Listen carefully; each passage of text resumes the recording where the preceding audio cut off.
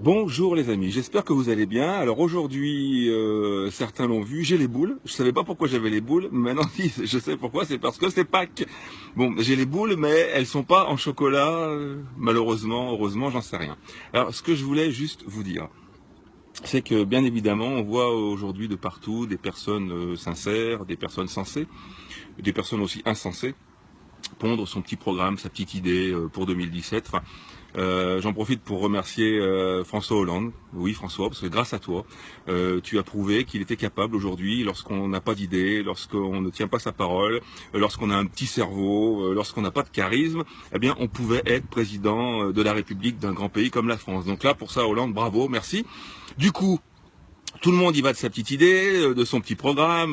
Il y en a même qui pensent que la meilleure solution, c'est de proposer aux Français qu'on n'a rien à leur proposer. Ça, c'est, enfin bref, je vais pas m'étendre sur le sujet. Il y en a même certains qui pensent qu'il suffit d'avoir 500 signatures, mais de la famille.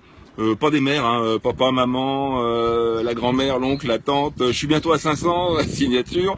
Enfin, moi, si ma grand-mère était encore ce monde, je suis sûr qu'elle envisagerait elle aussi de se présenter en mai 2017 pour les élections. Mais, si tu reviens, moi, je vote pour toi. Parce que ma grand-mère, je vous garantis qu'elle avait du tempérament. Si vous filez les clés du pays à ma grand-mère, elle va vous le faire marcher droit, le pays. Enfin bref, ce que je voulais dire, c'est que l'un n'empêche pas l'autre. Mais à mon avis, le premier passage le plus sensé, c'est de continuer de gonfler les rangs de l'abstention. Pourquoi? Parce que la vraie force, elle est là. Il y a des millions de Français qui sont abstentionnistes, par conviction. C'est pas juste genre je suis feignant, on est d'accord. Et parmi les millions d'abstentionnistes, on est bien d'accord, on n'a pas tous et toutes les mêmes idées. C'est évident. Mais si au moins on arrive à réunir cette force, à la rendre un peu plus officielle qu'elle ne l'a été jusqu'à présent. Vous savez, moi, de quoi je rêve? Je vais vous dire, la vérité, ça reste entre nous, ne le répétez à personne. Imaginons que au deuxième tour des présidentielles, le taux d'abstention dépasse 51%, même de loin, de loin. Mais qu'entre-temps, on est écrit officiellement à tous ceux qui se présentent et qui ont une chance de passer, hein, pas tous ceux qui font leur petit programme dans la cuisine. On leur envoie un courrier officiel par voie d'huissier en leur demandant de se positionner par rapport à l'abstention. Genre, je sais pas, je prends au hasard, allez, Jean-Luc Mélenchon, pourquoi? Parce qu'en ce moment je l'aime bien celui-là. Allez, Jean-Luc, on t'écrit, on t'envoie un huissier, on te dit voilà Jean-Luc, tu es pour la démocratie, apparemment, hein, tu es pour la démocratie, vous êtes tous et toutes pour la démocratie. Alors voilà Jean-Luc, on t'écrit, on te dit si au deuxième tour des présidentielles, le taux d'abstention dépasse 51%, acceptes-tu de démissionner? Si tu rêves d'une démocratie, tu devrais démissionner. Alors vous inquiétez pas, la majorité ne nous répondront pas, mais au moins sur le plan juridique, on leur aura écrit. Ils ne se seront pas positionnés, donc ça veut dire qu'ils ne veulent pas d'une vraie démocratie. Certains peut-être auront les roubignoles de nous écrire et de dire oui, pas de problème, je suis pour une démocratie. Si le taux d'abstention dépasse 51% au deuxième tour et si je suis président, eh ben oui, je démissionne parce qu'en réalité, je ne représente pas la France. Ça serait top, comme ça lui, hop, il dégage tout de suite. Et celui qui répond non, non, je suis pas d'accord, il n'est pas question de démissionner parce que pour des raisons X ou Y, c'est pas grave. Ça veut dire en gros, je vous écris clairement que je ne suis pas pour la démocratie, je suis contre la démocratie. Donc tout ce que je vous raconte, c'est pipeau.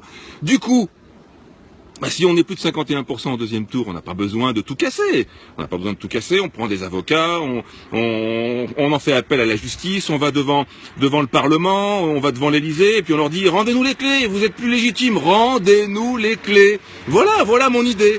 Donc, ce que je souhaite juste vous dire, c'est qu'il y a un rassemblement qui s'organise de mieux en mieux, très bien. Vous allez avoir des informations sur la page Franck, l'abstentionniste qui énerve les cons, mais je vous rassure, je suis pas tout seul. On est nombreux à s'en occuper, à gérer cette page.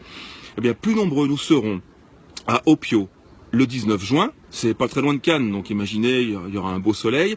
Il y a une organisation qui se met en place qui va être très très sympa, vous verrez. Plus nombreux nous serons.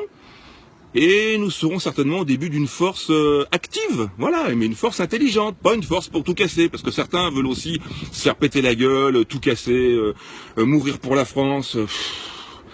Les gars, c'est pas la peine de mourir pour la France, quoi. Soyez vivants pour la France, on a besoin de vous vivants. Pas mort, parce qu'à mort, vous n'allez pas servir à grand chose, à moins, je sais pas, d'avoir une ambition de martyr. Mais enfin, les martyrs, c'est pour les tarés, c'est pas pour les gens un petit peu équilibrés, un petit peu sensés. Moi, je sais pas, je pense qu'on peut utiliser d'autres moyens pour se faire entendre. Enfin, c'est mon humble avis.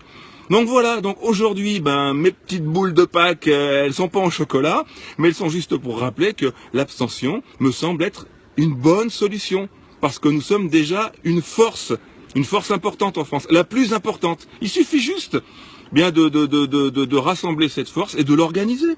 Tout simplement. Et après, mais après tout est possible. Regardez en Belgique, puisque on parle ces jours-ci de la Belgique. Pendant des mois et des mois, ils avaient pas de gouvernement. Mais ils en sont pas morts, les mecs. Donc il n'y a pas le feu au lac, il n'y a pas le feu au lac. On va prendre le temps d'organiser les choses avec des gens sensés qui ont envie de participer à des choses intelligentes. Pas à des futurs kamikazes. Voilà, c'était mon idée. Et pas à des futures personnalités qui envisagent peut-être ou peut-être pas de faire un programme qui va marcher ou pas marcher. Enfin, il y a des gens, ils y sont depuis 10 ans et ils ont rassemblé juste leur famille autour d'eux. Donc ça veut dire qu'il y a, à mon avis, peut-être pas forcément que des bonnes idées. Enfin voilà. Donc c'était mon petit message des boules de Pâques d'aujourd'hui. Depuis la nature, tout va bien. On ne lâche rien, comme je vous le dis d'habitude, comme je vous le dis à chaque fois. Et moi, j'y crois. Voilà, je suis pas trop utopiste, pas trop naïf. Bon, je pense que je suis un peu réaliste, mais déterminé. Alors voilà. On est tous ensemble, je vous embrasse toutes et tous. Passez un bon lundi de Pâques sans les boules. Bisous.